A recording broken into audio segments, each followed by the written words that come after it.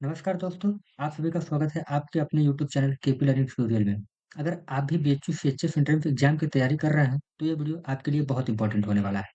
क्योंकि अक्सर छात्र पढ़ते तो बहुत हैं, लेकिन उन्हें यह नहीं पता होता कि किस टॉपिक से कितना क्वेश्चन आएगा और कौन से टॉपिक से इंपॉर्टेंट क्वेश्चन पूछे जाते हैं। तो आज हम इस वीडियो में वहीं पर बात करेंगे। ठीक है, हम लोग क्या बात करेंगे, आइए समझते हैं। हम लोग इसमें देखेंगे हम लोग इसमें देखेंगे सोशल साइंस है। तो पहले हम लोग क्या देखेंगे कि सब्जेक्ट वाइज एनालिसिस करेंगे। क्या करेंगे? हम लोग चैप्टर का सब्जेक्ट वाइज एनालिसिस करेंगे। ठीक है? चैप्टर वाइज एनालिसिस करेंगे और चैप्टर वाइज क्वेश्चन ट्रेंड देखेंगे। ठीक? और साथ में चैप्टर का थ्योरी भी पढ़ेंगे। ठीक है? यह जो एनालिसिस है, वह 2023, 24, 25 के क्वेश्चन पेपर ट्रेंड पर आधारित है। अगर आप यह वीडियो पूरा देख लेते हैं, तो आपके प्रिपरेशन का 90% जितना भी डाउट है, वो क्लियर हो जाएगा। ठीक है? तो सबसे पहले हमने क्या देखा कि ये बेसिकली क्लास 11th के लिए इम्पोर्टेंट है। जो क्लास 11th में सीएचएस का एग्ज़ाम देंगे, ये उनके लिए है वीडियो। तो वो इस वीडियो को पूरा देखें। ठीक है? तो सबसे पहले सोशल साइंस, जिन्होंने सोशल साइंस से फॉर्म भरा होगा, उनके लिए कि कौन से चैप्टर से कितना इंपॉर्टेंट क्वेश्चन हमारे जो एग्जाम में पूछे जाते हैं। अगर आप इस चार्ट को थोड़ा ध्यान से देखें, तो आप यह समझ पाएंगे कि किस चैप्टर से कितने क्वेश्चन हर साल इंपॉर्टेंट चैप्टर हैं, जिससे हर साल क्वेश्चन पूछे गए हैं। ठीक है? इसमें से सबसे इंपॉर्टेंट जो चैप्टर है तुम्हारा, वो नेशनलिज्म इन इंडिया है। ये वाला चैप्टर देखो, इसमें हर साल तुम्हें क्वेश्चन पूछा गया है। हर साल क्वेश्चन मतलब कि 2025 में 6 क्वेश्चन पूछे गए थे, 2024 में भी 6 क्वेश्चन पूछे गए थे और 2023 में भी 6 क्वेश्चन पूछे गए थे। यानी अगर तुम एवरेज क्या है, हाई ही है, मतलब 6 क्वेश्चन तो मिनिमम मान के चलो कि 6 क्वेश्चन इससे मिनिमम पूछे ही जाएँगे एग्ज़ाम में। ठीक? इस चैप्टर से। और अगर मैं थोड़ा-सा और बात करूँ, तो रिसर्च एंड डेवलपमेंट से भी देख लो, 2-3 क्वेश्चन पूछते हैं। उससे ज़्यादा तो इसी पूछता है मॉडर्न वर्ल्ड से। प्रिंट एंड मॉडल वर्ल्ड, ठीक है? इस चैप्टर से भी देखो तो 5, 4, 3, 1 ऐसे क्वेश्चन पूछते हैं। यानी अगर तुम मान लो 2 से लेकर के 5 के बीच में इस चैप्टर से भी क्वेश्चन पूछे जाते हैं। और अगर हम पहले चैप्टर से बात करूँ, तो नेशनलिज्म इन यूरोप, उससे भी 4, 2024 में 5 और 2023 में 5। अगर तुम ये देखो, तो इससे भी क्वेश्चन 4 से 5, ये मान के चलो कि 4 से 5 क्वेश्चन इस चैप्टर से भी पूछे जाते हैं। ठीक है? अब एक चीज़ है कि तुम जो नेशनलिज्म इन इंडिया है, इसमें क्या-क्या पूछा जाता है? तो इसमें बेसिकली अगर मैं बात करूँ 2023, 24, 25 के पिछले बीते हुए वर्षों का, तो हर साल 5 से 6 क्वेश्चन पूछे गए हैं। इसमें हम लोग पढ़ते हैं, जैसे तुम्हारा असहयोग आंदोलन हो गया, इसके बारे में पढ़ते हैं, ठीक है? और फिर अवज्ञा आंदोलन के बारे में पढ़ते हैं, उसके बाद भारत छोड़ो आंदोलन के बारे में पढ़ते हैं। तो ये इसके बेसिकली मोस्ट इम्पोर्टेंट टॉपिक हैं, जिससे हर बार क्वेश्चन पूछे जाते हैं, ठीक? और सभी टॉपिक भी एग्ज़ाम में जो है इम्पोर्टेंट है। इसमें ये सब जो हमने बताया, वही क्वेश्चन पूछे जाते हैं। अब उसके बाद अगर मैं बात करूँगा डेवलपमेंट का, अगर यहाँ पे डेवलपमेंट चैप्टर के बारे में देखो, तो डेवलपमेंट में भी 5, 4 और 5 ऐसे क्वेश्चन पूछे गए हैं, ठीक है? तो यानी अगर तुम ट्रेंड देखोगे, तो 4 से लेकर के 6 ये वाली ट्रेंड यहाँ पे चलता है, ठीक है? मतलब कि हर साल तुम्हें 4 से लेकर के 6 क्वेश्चन इस डेवलपमेंट से देखने को मिल जाएँगे एग्ज़ाम में, ठीक है? और अगर मैं बात करूँ वाटर रिसोर्सेज़ का, तो वाटर रिसोर्सेज़ में भी अगर आप देखो, तो नंबर ऑफ क्वेश्चन कितने हैं? 4 हैं और 2 और 1 है। यानी जो पिछले साल पूछा गया था, वो 4 क्वेश्चन पूछा गया था इससे, ठीक है? और आप अगर बात करो सेक्टर ऑफ इकोनॉमी की, तो सेक्टर ऑफ इकोनॉमी से भी 5 क्वेश्चन पूछे गए हैं पिछले साल। और उससे पहले 3 क्वेश्चन और उससे पहले 3 क्वेश्चन। तो मैं ये कह सकता हूँ कि यहाँ भी 3 से लेकर के 5 तक इसका जो ट्रेंड चलता है, 3 से लेकर के 5 क्वेश्चन हर साल तुमको एग्ज़ाम में पूछे जाएँगे, ठीक है? तो अगर आप सोशल साइंस से भरे हुए हैं और सिलेबस को आप देख लीजिए, ये आपका सिलेबस है, ठीक है? इसी चैप्टर से, मतलब इन सभी चैप्टर से क्वेश्चन बेसिकली एग्ज़ाम में तुम्हारे पूछे जाएँगे। अब तुम बात करोगे तो डेवलपमेंट का, मैंने बताया डेवलपमेंट से 4 या 5 क्वेश्चन पूछे जाते हैं। तो डेवलपमेंट से क्या-क्या पूछे जाते हैं, उसके लिए मैं थोड़ा-सा ओवरव्यू दे देता हूँ। बाकी मैं जब क्वेश्चन को सॉल्व कराऊँगा और इसको थ्योरी सॉल्व कराऊँगा, तो मैं वहाँ डिटेल में आपको डिस्कस करूँगा कि क्या होता है, कैसे होता है, बट यहाँ मैं आपको ओवरव्यू देने की प्रयास करूँगा, ठीक है? तो इसमें सबसे पहले पूछा जाता है कि विकास का अर्थ क्या है? मतलब तुम किसी चीज़ को कब मानोगे कि यहाँ पे विकास हुआ है, ठीक है? या फिर डेवलपमेंट हुआ है, ओके? उसके बाद हम बात करेंगे कि अलग-अलग देशों का, मतलब विकास का स्तर, कि जैसे कि चाइना हो गया, अमेरिका हो गया, इनका स्तर क्या है विकास का? रशिया हो गया, ठीक है? फिर हम बात करेंगे ह्यूमन डेवलपमेंट इंडेक्स के बारे में, ठीक है? ये सब क्या है? और क्या हो सकता है कि विकास को मापने का मुख्य आधार क्या हो सकता है, ठीक है? तो मैं हम लोग क्या जानते हैं कि हम डेवलपमेंट को मापने के लिए हमारे पास 3 पैरामीटर बेसिकली 3 पैरामीटर होते हैं, जो कि होता है इनकम, एजुकेशन एंड हेल्थ, ठीक? हम लोग जो विकास को मतलब डेवलपमेंट को कैसे मेज़र करते हैं? या तो उस कंट्री का इनकम देखेंगे, पर पर्सन कैपिटा इनकम देखेंगे और वहाँ का एजुकेशन सिस्टम देखेंगे, वहाँ का हेल्थ सिस्टम देखेंगे।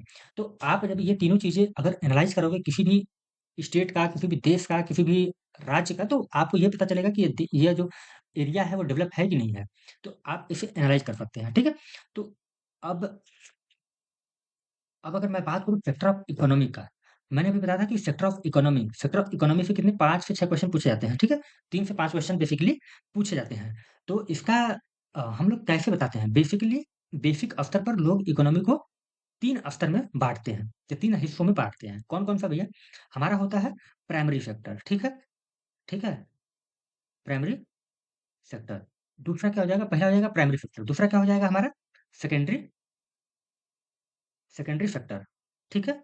और हमारा हो जाएगा टर्शरी सेक्टर, ठीक है? अब होता क्या है कि प्राइमरी सेक्टर जो होता है हमारा एग्रीकल्चर होता है। अब हमारा जो प्राइमरी सेक्टर होता है, ये जो हमारा प्राइमरी सेक्टर है, वो किसमें आता है? एग्रीकल्चर में, ठीक है? एग्रीकल्चर में आ जाएगा, ठीक है? अब हम बात करेंगे सेकेंडरी सेक्टर का, तो बेसिकली आता है फैक्ट्री, ठीक है? इसमें आता है फैक्ट्री। और मैं अगर बात करूँ टर्सरी का, तो इसमें आ जाएगा हमारा बैंक और हॉस्पिटल, ठीक है? Hospital, okay? तो यह चार्ट आपके लिए एक क्वेश्चन है। इस चार्ट को देखने के बाद मैं आपको एक क्वेश्चन देना चाहूँगा कि भारत का सबसे ज़्यादा लोग किस सेक्टर में काम करते हैं? ठीक है? हमारे इंडिया में सबसे ज़्यादा कौन से सेक्टर में लोग काम करते हैं? प्राइमरी सेक्टर, सेकेंडरी सेक्टर और टर्शरी सेक्टर। मतलब एग्रीकल्चर में या फैक्ट्री में या बैंक और हॉस्पिटल में। ठीक है? आप लोग कमेंट करके बताइएगा कि हमारे इंडिया में कौन से सेक्टर में सबसे ज़्यादा लोग काम करते हैं। ठीक है? अब आगे बढ़ते हैं और हम लोग बात करेंगे इंग्लिश की। तो यहाँ पे हम लोग थोड़ा-सा आगे बढ़ते हैं अपने उसमें और हम लोग बात करेंगे अब इंग्लिश सब्जेक्ट का। जैसे ये सब क्या होता है कॉमन सब्जेक्ट, तो इंग्लिश सबको पढ़ना पड़ेगा। तो इसमें इंग्लिश में सबसे ज़्यादा जो इम्पोर्टेंट है वो है ग्रामर। आप अगर ग्रामर पढ़ लेते हैं तो उसमें टेंस पढ़ेंगे, ठीक? ग्रामर इसलिए क्योंकि ग्रामर इसमें मोस्ट इम्पोर्टेंट है आपको। अगर ग्रामर नहीं आ रहा तो आप मतलब एक्टिव पैसिव नहीं सॉल्व कर सकते, ठीक है? प्रीपोज़िशन नहीं सॉल्व कर सकते और हो गया तुम्हारा वन वर्ड सब्स्टिट्यूट स्पेलिंग है तो आप लोग रट सकते हो लेकिन और बाकी चीज़ें नहीं कर सकते हैं आप लोग, ठीक है? अ तो इसमें सबसे इम्पोर्टेंट टॉपिक जो है हमारा वो टेंस हो जाएगा, ठीक है? उसके बाद एक्टिव पैसिव हो जाएगा, उसके बाद सिनोनिम्स एंड एंटोनिम्स हो जाएगा, उसके बाद तुम्हारा और बाकी सारे देखो इसमें है तो सारे चैप्टर इम्पोर्टेंट, ठीक है? क्योंकि इंग्लिश आपको पढ़ना पड़ेगा, ठीक? क्योंकि वहाँ पे जाने के बाद सारे बुक्स वगैरह सब इंग्लिश में रहेंगे, तो यूपी बोर्ड के बच्चे हो या सीबीएसई बोर्ड के आपको पढ़ना पड़ेगा इंग्लिश, ठीक है? तो इंग्लिश आप लोग थोड़ा देख लीजिएगा ध्यान से, ओके? अब हम लोग बात करेंगे हिंदी का। हिंदी सब्जेक्ट से कौन-कौन से क्वेश्चन पूछे जाते हैं? तो बेसिकली अगर हिंदी की बात करोगे, तो हिंदी में देखो, हिंदी में सबसे इम्पोर्टेंट जो है तुम्हारा ये विलोम शब्द, उसके बाद पर्यायवाची, उसके बाद संधि विच्छेद, उसके बाद समास, मुहावरे और अलंकार। तो सबसे इम्पोर्टेंट क्या है कि आप मुहावरे पढ़ो, उसके बाद आप पढ़ो संधि विच्छेद पढ़ो और आप क्या करो पर्यायवाची याद कर लो और विलोम शब्द याद कर लो, ठीक है? आपको ये चीज़ें पढ़नी पड़ेंगी, ठीक है? इससे भी बहुत ही ईज़ी क्वेश्चन आते हैं, बहुत स्ट्रेस लेने की ज़रूरत नहीं है आप लोगों को, ठीक है? अब मैं अगर बात करूँ बायोलॉजी की, जितने बच्चे अपना 11th का प्रिपरेशन बायो से भरे हैं, बायोलॉजी से, ठीक है? तो उनके लिए मोस्ट इम्पोर्टेंट है कि आप ये जो 5 चैप्टर है, उसको थोड़ा डिटेल में पढ़ें और अच्छे से इस पे जितने भी एमसीक्यू है चैप्टर वाइज़ उसको सॉल्व करें और सारी चीज़ें पहले तो थ्योरी पढ़ोगे, थ्योरी आप लोग पढ़ लीजिए, उसके बाद इस पे जितने भी एमसीक्यू बन सकते हैं एमसीक्यू सॉल्व करिए, उसके बाद पीवाईक्यू सॉल्व करिए। आप अगर पीवाईक्यू सॉल्व करेंगे तो आपको आइडिया लग जाएगा कि ये इसमें क्वेश्चन कहाँ से पूछे जा रहे हैं, ठीक है? तो अगर अगर आप इस चार्ट को भी थोड़ा ध्यान से देखोगे तो आपको थोड़ा समझ में आएगा कि जो हमारा लाइव प्रोसेस है, उससे 5 क्वेश्चन तो हर बार पूछे जाएँगे। उससे ज़्यादा रहेगा, कम नहीं रहेगा, ठीक है? ये 2025 का है, 2025 का है ये। इसमें 2024 में भी 4 क्वेश्चन पूछे गए थे और 23 में भी 5 क्वेश्चन पूछे गए थे। अगर मैं देखूँ तो 4 से लेकर के 5 तक की जो ट्रेंड बन चुका है कि लाइव प्रोसेस से 4 से 5 क्वेश्चन हर साल तुम्हें एग्ज़ाम में देखने को मिल जाएँगे, ठीक है? वैसे ही टीशू की बात करूँ तो टीशू से यहाँ पे 3 क्वेश्चन पूछा गया था, यहाँ पे 5 क्वेश्चन पूछा गया था। मीन्स कि अगर 3 टू 5 मार्क्स के तुम रेशियो लेकर चल सकते हो कि यहाँ से 3 से लेकर के 5 क्वेश्चन एग्ज़ाम में पूछे जा सकते हैं, ठीक है? उसी प्रकार से अगर मैं बात करूँ हेरिडिटी की तो हेरिडिटी से 3 क्वेश्चन पूछे जाते हैं और कंट्रोल एंड कोऑर्डिनेशन से अगर बात करूँ तो यहाँ पे 2 क्वेश्चन पूछे जाते हैं और इसके बाद सेल्स से तो मैंने बता ही दिया है टिश्यूज़ से मैंने बता ही दिया है कि 3 से 5 क्वेश्चन पूछे जाते हैं। उसके बाद आता है बात सेल्स की, तो सेल्स से 2 क्वेश्चन पूछे जाते हैं। यहाँ भी अगर मैं ट्रेंड मान के चलूँ तो 2 से 3 क्वेश्चन तुम्हें एग्ज़ाम में देखने को मिल जाएँगे, ठीक है? अब आगे बढ़ते हैं। अब हम लोग बात करेंगे फिज़िक्स की और जी अगर आप बायो से भरे हैं या मैथ से भरे हैं, ठीक है? आप अगर या बायो से भरे हैं या मैथ से भरे हैं, आप किसी भी स्ट्रीम से फीचर्स का एग्ज़ाम दे रहे हैं, तो आप दोनों लोगों को फिज़िक्स पढ़ना इम्पोर्टेंट है। आपको फिज़िक्स पढ़ना पड़ेगा, ठीक है? तो आप इस चीज़ को थोड़ा ध्यान दीजिएगा क्योंकि फिज़िक्स आपको भी पढ़ना है, जिन्होंने बायो से भरा है और उनको भी पढ़ना है, जो मैथ से भरे हैं, ठीक है? और केमिस्ट्री भी आपको पढ़ना पड़ेगा, ठीक है? बेसिकली अ, अगर मैं बात करूँ तो साइंस होता है क्लास 10 तक बट आपको थोड़ा एक्स्ट्रा पढ़ना पड़ेगा, ठीक है? जो क्लास 10 से थोड़ा ऊपर हो, ओके? सो अगर आप फिज़िक्स का चार्ट अगर आप देखो, तो आप लोग समझ पाएँगे कि सबसे इम्पोर्टेंट जो चैप्टर है, वो आपको यहाँ लाइट समझ में आएगा, ठीक है? लाइट से कितने क्वेश्चन पूछे गए हैं? 6 क्वेश्चन। तो आपके एग्ज़ाम में ये 2025 का है, अगर मैं बात करूँ 2024 की अगर मैं बात करूँ 2024 और 2023 की, तो यहाँ पे भी क्वेश्चन पूछे गए थे तुम्हारा 6 क्वेश्चन पूछे गए थे, यहाँ पे 5 क्वेश्चन पूछे गए थे। यानी ट्रेंड देखोगे तो 5 से लेकर के 6 क्वेश्चन तुम्हें एग्ज़ाम में पूछे गए थे, ठीक है? अगर आप इस पहले कॉन्सेप्ट समझ लो, उसके बाद तैयारी तो आप कभी भी कर सकते हो। अब बहुत डेट नहीं बचा है, टाइम नहीं बचा है आपको आपके पास कि अ, लेकिन आप अगर 1 महीने भी बढ़िया से पढ़ लेते हो, तो आपका सिलेक्शन तय है, ठीक है? जैसे फिर उसके बाद अगर मैं बात करूँ, उसके बाद कि सबसे 3-3 क्वेश्चन पूछे गए थे 25 में, वही 2 क्वेश्चन मोशन से पूछे गए थे, फ़ोर्स से 3 क्वेश्चन पूछे गए थे, ग्रेविटेशन से पूछे गए थे तुम्हारे 4 क्वेश्चन और तुम्हें साउंड से पूछे गए थे 3 क्वेश्चन, 2024 की बात कर रहा हूँ और ह्यूमन आइज़ से पूछे गए थे 3 क्वेश्चन और इलेक्ट्रिसिटी से 4 क्वेश्चन पूछे गए थे, सॉरी 4 क्वेश्चन पूछे गए थे, ठीक है? वैसे मतलब रेशियो वही है कि 2, 3, 2, 4 ऐसे ही मतलब रेशियो है तुम्हारा सब कुछ, ठीक है? ये याद रखना, ओके? ये फिजिक्स का है। फिजिक्स से देखो इस चैप्टर जो सारे चैप्टर इंपॉर्टेंट है, सारे अच्छे से पढ़ने पड़ेंगे। हमारे चैनल पे आपको सारे चैप्टर वाइज़ आपको एमसीक्यू मिल जाएँगे और उसका कॉन्सेप्ट मिल जाएगा, थ्योरी मिल जाएगा और टेलीग्राम अगर चैनल जॉइन कर लेते हैं तो आपको लेक्चर भी मिल जाएगा, यूट्यूब पे लेक्चर मिल जाएगा, ठीक है? अगर मैं बात करूँ अब लास्ट में मैथ वालों के लिए, ठीक है? अगर आप मैथ स्ट्रीम से दे रहे हैं, अगर आप बायो स्ट्रीम नहीं है आपका, आप अगर मैथ स्ट्रीम से दे रहे हैं, तो आपके लिए ये सारे चैप्टर जो है बहुत इम्पोर्टेंट होने वाला है। ये क्लास 10th का ही है, ठीक है? ये क्लास 10th का मैथ यहाँ पे पूछे जाएँगे आपसे, जैसे हो जाएगा पॉलिनोमियल, लीनियर इक्वेशन, एपी हो जाएगा, कोऑर्डिनेट ज्योमेट्री हो जाएगा, सर्कल हो जाएगा, ट्रिग्नोमेट्री हो जाएगा, मेंसुरेशन हो जाएगा और स्टैटिक्स हो जाएगा, ठीक है?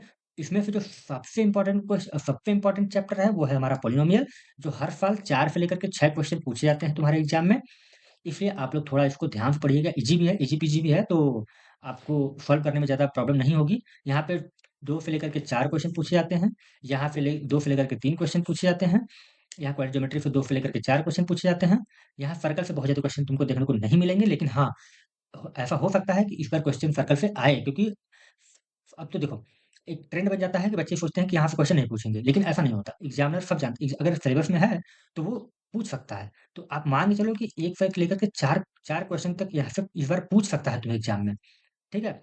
अब अगर मैं ट्रिग्नोमेट्री की बात करूँ, तो यहाँ भी ट्रेंड लेकर चलो कि 2 से 4 क्वेश्चन, मेंसुरेशन से बात करूँ तो 3 से लेकर के 5 क्वेश्चन और स्टैटिक्स से बात करूँ, तो यहाँ से 2 से लेकर के 3 क्वेश्चन मान के चलो, यहाँ से इतने क्वेश्चन तुम्हें एग्ज़ाम में देखने को मिल जाएँगे, ठीक है?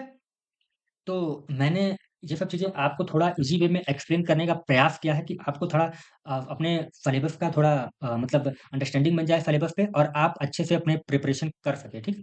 तो अगर अगर आपने वीडियो यहाँ तक देखा है, तो आप फिजिक्स के प्रिपरेशन को लेके सच में सीरियस हैं, ठीक है? तो मैं ये समझ सकता हूँ कि आप बहुत अच्छे से तैयारी कर रहे होंगे और आगे करेंगे, ठीक है? क्योंकि लास्ट का जो 1 मंथ होता है, वो सबसे इम्पोर्टेंट होता है। अगर लास्ट के 1 मंथ आप बहुत अच्छे से अगर आप साल भर पढ़े हैं और एग्ज़ाम के पहले 1 मंथ नहीं पढ़ते हैं, तो ये सारा जितने पढ़े हैं साल भर वो सब खराब हो जाएगा, ठीक है?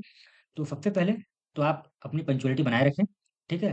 अपना जो पेशेंस है वो बनाए रखें, क्योंकि एग्ज़ाम बहुत ईज़ी आता है, आप क्रैक कर लोगे, ठीक है? और सबसे पहले मैं एक चीज़ बता दूँ कि आप एमसीईआरटी पढ़ना मत भूलिएगा, ठीक है? एनसीईआरटी पढ़ना कभी मत भूलिएगा, क्योंकि एनसीईआरटी बहुत इंपॉर्टेंट है। सबसे पहले क्या करो आप, मेरे हिसाब से पहले आप करो क्या करो, एनसीईआरटी सॉल्व करो, एनसीईआरटी पढ़ो, ठीक है? उसके बाद पीवाईक्यू सॉल्व करो, ठीक है? उसके बाद पीवाईक्यू सॉल्व करो, उसके बाद मॉक टेस्ट दो, ठीक है? उसके बाद मॉक टेस्ट दो। देखो, सबसे पहले आप कांसेप्ट क्लियर करो, उसके बाद क्वेश्चन ट्रेंड देखो, उसके बाद टेस्ट दो। इससे आपका जो कांसेप्ट है ना बिल्कुल क्लियर हो जाएगा और आप अच्छे मार्क्स स्कोर कर पाओगे अपने एग्ज़ाम में, ठीक है?